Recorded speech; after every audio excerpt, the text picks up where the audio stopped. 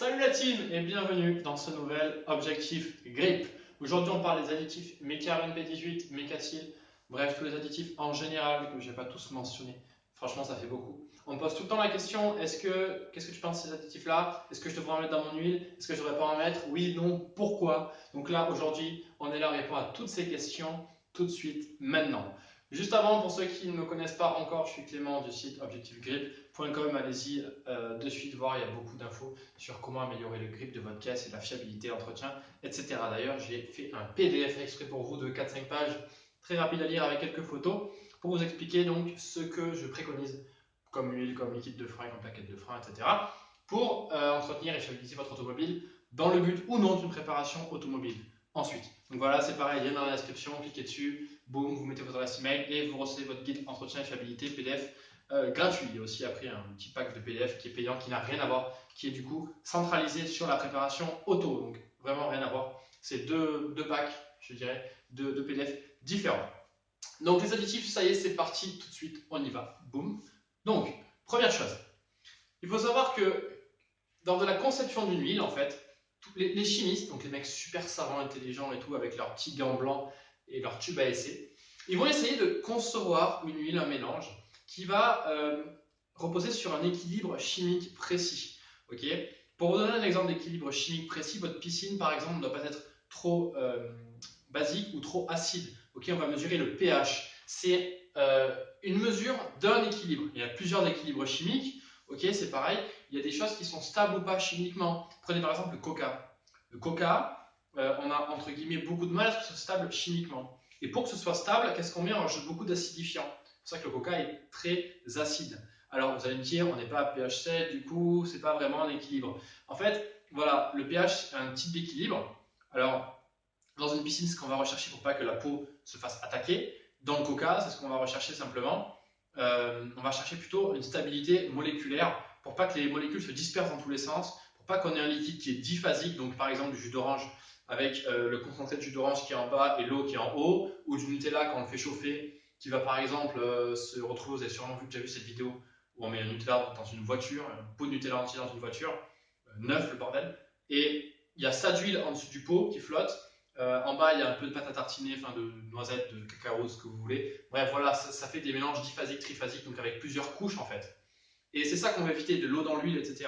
Et donc, l'huile moteur, en fait, voilà, il y a vraiment un gros effort, un gros travail au niveau des ingénieurs chimistes, des chimistes tout simplement, c'est aussi des types d'ingénieurs, mais peu importe, qui voilà, réfléchissent beaucoup et font beaucoup de tests pour que leur huile soit stable, okay, à haute température, à basse température, etc. Et si vous voulez, ils apportent des molécules exprès pour ça. Regardez le coca, il y a marqué acidifiant. Pourquoi acidifiant? C'est simplement des liquides qui ont pour effet, qui ont pour but simplement d'acidifier en fait le liquide. Okay, donc une huile, on ne va pas trop chercher le pH parce qu'au niveau de l'acier, c'est pas si important que ça, quoique si c'est vraiment très acide, ça va attaquer et ronger l'acier. Okay, on fait ça pour la rouille. Regardez les trucs qui empêchent la rouille, l'anti-rouille, enfin pas l'anti-rouille, mais justement quand il y a de la rouille, qu'on veut l'enlever. Voilà, bon, regardez ça, vous comprendrez. Mais voilà, c'est pas non plus l'élément le plus important, sauf si vraiment on est sur les extrémités de l'échelle. Mais il y a son niveau d'équilibre à lui, et pensez bien que ça a quand même une gamme de température assez élevée. Donc je ne vais pas vous faire un cours de chimie là tout de suite, même si j'ai passé la première ou les 2 premières minutes à parler de chimie et de coca et de piscine, désolé. Mais voilà, c'est vraiment un équilibre qui est super important et plutôt dur à trouver. Okay, parce qu'en fait, dans la composition d'une huile, qu'est-ce qu'il y a? On ne va pas simplement arriver et balancer une huile, hop, elle marche pas, tant pis, tant mieux. Non. Ce qu'on a, c'est qu'on a l'huile de base, okay, le liquide en fait, qui va porter vraiment tous les additifs et tout ce qu'on va lui foutre dedans. Okay, le fluide en fait porteur de tout ça. Alors, il y a aussi le fluide caloporteur, c'est le fluide qui porte l'énergie, la chaleur. Okay, là, c'est un fluide porteur qui va porter tout le reste. Bien sûr, il va aussi porter la chaleur dans un moteur. Bref, donc on prend ce fluide. Alors, les huiles synthétiques, 100% de synthèse. Pourquoi est-ce qu'elles sont 100% de synthèse? Parce que justement, ce fluide de base est en fait fait à partir de synthèse, okay, d'éléments de synthèse, de molécules de synthèse, différents de l'huile minérale. Bref, on prend cette huile et dedans, on va ajouter plein de trucs. On va déjà ajouter des additifs qu'on va appeler, donc additifs entre guillemets normaux, donc faits par le manufacturier d'huile, le chimiste, qui vont être des additifs au niveau de la viscosité déjà. Pourquoi est-ce que votre huile elle est plus ou moins visqueuse à haute ou à basse température? Pourquoi 0,20 et pas 0,30 ou 5,30 ou 5,70? ok, 5W70. Voilà, mais cette viscosité-là, si vous voulez, va dépendre des additifs qu'on va lui mettre dedans. Donc ça, c'est l'additif pour la viscosité. Ensuite, il y a les additifs pour la protection. Alors oui, la protection et la viscosité, ce sont deux choses complètement différentes. Alors oui, 2, ça fait 4, mais voilà, deux choses complètement différentes. Okay, une 530 peut protéger autant ou mieux qu'une 1060. Et une 1060 peut protéger mieux qu'une 530. Ça dépend des huiles. On ne peut pas connaître, en fonction de la viscosité, on ne peut pas connaître la protection. C'est vraiment complètement différent. Je sais qu'à une époque, il y a quelques temps, il n'y a pas si longtemps que ça, je vous l'accorde, mais bon, j'étais quand même jeune, moi, il y a bien 10-15 ans, grand minimum, les huiles, si vous voulez, la protection d'une huile dépendait de sa viscosité. C'est plus le cas aujourd'hui. C'est comme si vous me parliez de l'argentix pour faire de la photographie, quoi. Vous voyez ce que je veux dire? Et à un moment donné, on passe au numérique. C'est mieux, mais c'est différent. Ça n'a plus les mêmes façons de fonctionner. Les batteries lithium-ion, c'est pareil, c'est pas les batteries au plomb. Les batteries au plomb, ça marche pas pareil que les lithium-ion. On fait pas les batteries au plomb, on fait des cycles entiers de recharge. Les batteries lithium, non, ça n'aime pas être trop rechargé ou trop peu déchargé. Ok, on va chercher 60% de charge pour les lithium-ion. Bref, encore une fois, c'est pas un groupe batterie haute chimie. Mais il faut bien comprendre que les technologies et les façons de faire, ces technologies d'huile, varient avec le temps et chaque technologie et chaque façon de faire a ses spécificités. Okay, et donc là, les huiles actuellement, les meilleures huiles, les huiles 100% de synthèse, celles que je préconise en tout cas, entre autres, après vous pouvez acheter des huiles à la con, ça, moi, vous faites ce que vous voulez avec votre voiture, pardon, ça ne me regarde pas et j'ai envie de vous dire, si vous mettez une huile qui a 10 € le bidon, tant mieux pour vous, dans le sens où tant que votre voiture tient, vous faites des économies. Et c'est cool de faire des économies. Pourquoi dépenser plus au final pour avoir un truc qui est aussi bien? Ok, donc le but c'est quand même d'acheter l'huile la moins chère possible tant que son moteur ne s'use pas. Globalement, c'est ça l'idée. Bref, il y a des huiles des moteurs qui nécessitent des huiles super chères. Mais ne nous égarons pas. Ce qu'il faut comprendre, c'est que voilà, aujourd'hui, la viscosité ne dépend pas de la protection. Ce sont deux choses complètement différentes, vraiment. Une 0,20 protège mieux que la majorité des 10,60. Une bonne 0,20, je dis bien, une bonne 0,20, une bonne 5,30 aussi, même que toutes les 10,60. Okay, donc, d'ailleurs, les trois huiles que je recommande en 5,30 protègent mieux que, honnêtement, sur le marché français. Après, je ne me renseigne pas trop sur les 10,60 parce que les 10,60, c'est vraiment pas une bonne idée, à moins que vous ayez essayé un moteur qui date des années 1960. Oubliez, mais bon. Sur le marché français, honnêtement, je ne vois pas mieux que les 5,30 que je préconise, que ce soit en 10,60, en 5,40. Voilà. Si en 5,40, il y en a une, mais je ne sais même pas si elle est importable en France. Si elle existe en France, pardon, aussi, il faut l'importer. Mais voilà, mais de toute façon, ce n'est pas vraiment le sujet, je vous conseille vraiment la 30. Mais le sujet aujourd'hui, c'est les additifs. Donc, voilà, pensez bien, viscosité et protection, ça n'a rien à voir. Donc, maintenant qu'on a ajouté les additifs viscosité à notre huile de base synthétique, notre fluide principal, okay, qui va porter tous les additifs, etc., on va ajouter les additifs de protection. Ces additifs-là, en fait, ils vont, si vous voulez, rester en cohésion, rester en attraction intermoléculaire. C'est des petites molécules qui vont avoir une grande, si vous voulez, une grande force d'attraction, okay, qui vont vraiment rester et qui vont se détacher malgré tout. À un moment donné, on appuie assez fort dessus. L'idée, c'est d'appuyer le plus fort possible pour qu'il se détache. Il faut qu'il se détache le plus tard possible. Okay, et c'est là qu'on va voir des bons additifs. Alors, prenez l'exemple, chaque fois je prends l'exemple de la pomme et du couteau. En fait, une bonne pomme, une pomme qui serait une bonne huile moteur, ce serait une pomme pour laquelle il faudrait appuyer très fort sur le couteau pour que le couteau tranche la pomme. Alors qu'une huile pourrie, ce serait comme une pomme pourrie d'ailleurs, très molle, où il y aurait à peine besoin d'appuyer sur le couteau pour que ça transperce la pomme. Okay, on veut vraiment une pomme qui soit la plus dure possible pour avoir donc une huile moteur de qualité. Si vous faites analogie, huile moteur pomme. J'espère que vous m'avez suivi parce que là, franchement, on part vraiment dans les potagers. Donc, maintenant qu'on a notre additif viscosité et notre additif protection, on a une huile qui est super bien, qui est assez complète. Maintenant, on veut qu'elle nettoie un petit peu cette huile parce qu'il faut quand même qu'elle nettoie le moteur pour pas que les canalisations, les galeries d'huile s'encrassent avec l'huile coquéfiée, les dépôts d'huile qui s'évaporaient, etc. Donc, il faut une huile déjà qui tient bien la température, qui ne s'évapore pas avec la température. D'où l'intérêt des huiles de synthèse. Bref, donc cette huile va être détergente, on va rajouter des additifs détergents cette fois. Donc vous voyez qu'il y a déjà trois choses vraiment capitales et importantes.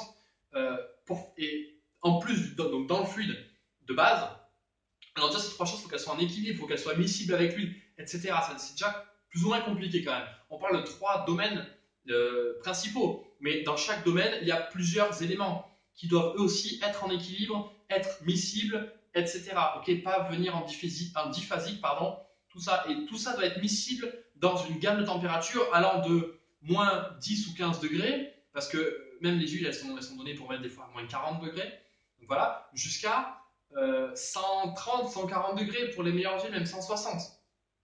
Ok, donc ça fait quand même une gamme de température assez énorme. Il y a à peu près, on va dire, 200 degrés de couvert. C'est monstrueux. Pendant 200 degrés, il faut que ce soit miscible, il faut que ça tienne, il faut que ce soit stable, il faut que ce soit en équilibre chimique. C'est monstrueux. Donc voilà. En plus de ça, on a donc, je disais, le détergent. Et c'est monumental. Le détergent, il faut que votre huile garde votre moteur propre. C'est vraiment, vraiment important. Sinon, votre moteur, après, il déraille. Il n'y a plus d'huile qui va dans la canalisation, il n'y a plus de pression d'huile, il n'y a plus rien. Votre moteur tourne sans huile, etc. Donc, bref, une fois qu'on a notre équilibre chimique pour notre huile de qualité, nous, qu'est-ce qu'on va faire? On va arriver, on va prendre un truc qui s'appelle Mecaron, qui s'appelle Mecacil, qui s'appelle P18, ce que vous voulez, P40, P20, comme le Huawei. On va arriver, le truc, il n'a jamais été pensé, ok, sur le principe de chez Valvoline, de chez Castrol, de chez Yako, de chez toutes les huiles que vous voulez, même Manol, même si j'aime pas les huiles, hein, Motul, etc. Pas forcément les fabricants que je commande, mais on s'en fout. Tous les fabricants du monde, en fait, ils n'ont jamais pensé au Mecacil, etc.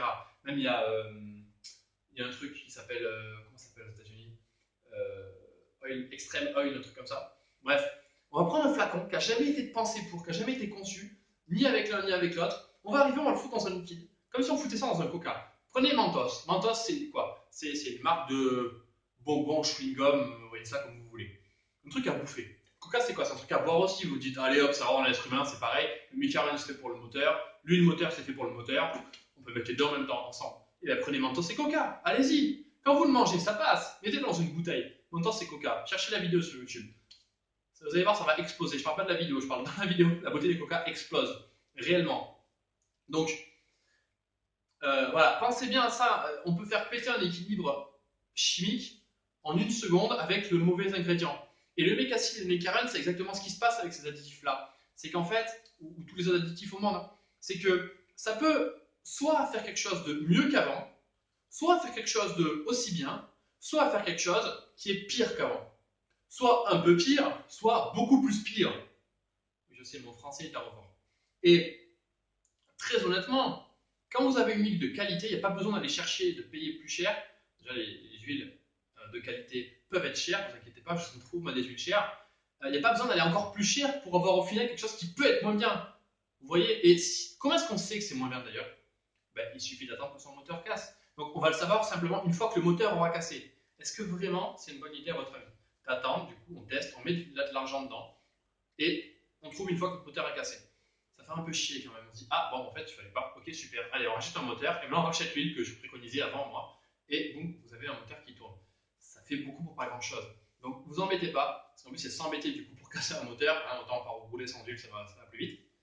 Euh, vous pouvez dégrader votre huile. Vous avez, très honnêtement, 2 chances sur 3 de la dégrader l'huile. Minimum, grand minimum, si on fait juste genre mieux, pareil, moins bien.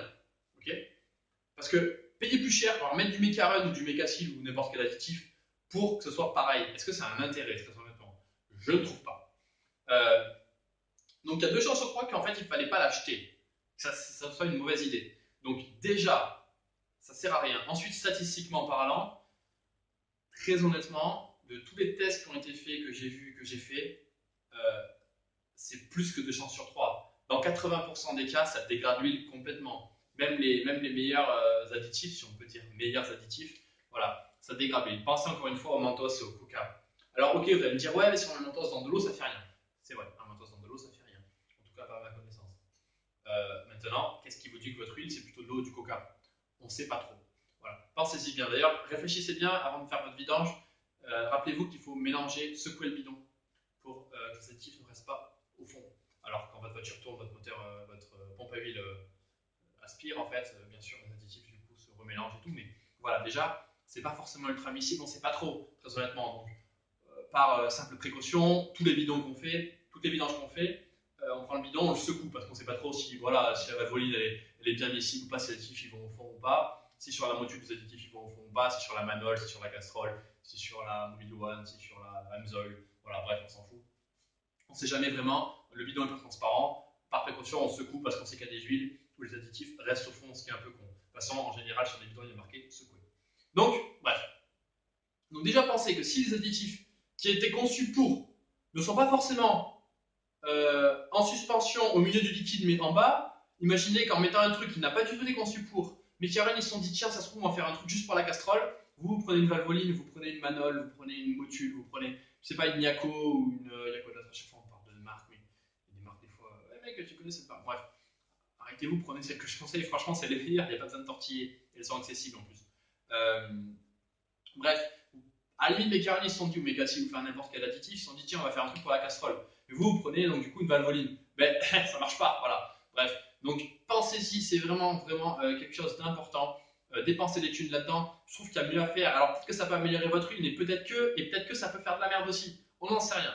Donc voilà, c'est pour répondre à tous ceux qui me posent la question. Je sais que j'aurai encore des questions là-dessus parce qu'ils n'auront pas vu la vidéo, mais au moins je leur enverrai vers une vidéo qui est plutôt complète. Et vous qui avez vu la vidéo, maintenant, vous savez s'il faut le faire ou pas. Et très honnêtement, vu le prix que ça coûte, plutôt que de mettre des ronds là-dedans, mettez des ronds dans une bonne huile et l'argent que vous économisez, vous dans des pneus, les gars. Dans des pneus, dans des plaquettes de frein, qu'est-ce qu'il y a d'autre, dans des pièces, même dans des turbos, dans l'essence pour rouler, ne serait-ce que ça, voilà. Parce que voilà, rouler avec des pneus de merde, c'est de la merde. Et que vous soyez en prépa auto, que vous soyez quelqu'un qui va chercher le pain avec sa voiture, ou travailler, ou faire de la ville, dans tous les cas, les pneus, c'est la sécurité, ou alors c'est la performance et le plaisir ultime. Voilà, et très honnêtement, moi je fais ces vidéos pour ça, dans le but d'apporter du plaisir aux gens, d'améliorer votre voiture, de prendre plus de plaisir avec votre bagnole, de fédérer tous ceux qui aiment la bagnole en France, parce que très honnêtement, aujourd'hui, c'est un peu le calme plat malheureusement avec les voitures aseptisées, etc. Faire des gros rassemblements, tout ça. Donc voilà, merci encore à tous ceux qui m'ont envoyé des messages de soutien d'ailleurs à ce propos.